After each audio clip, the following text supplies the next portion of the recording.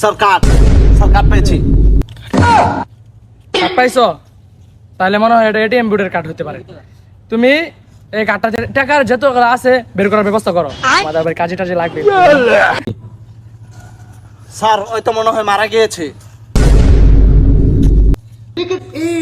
Sir money bag মনে হয় number থাকতে পারে। স্যার নাম্বার আছে।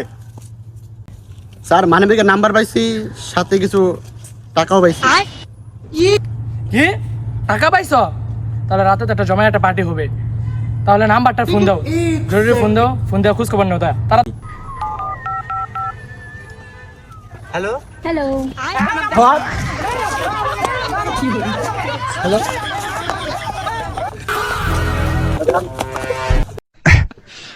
Oh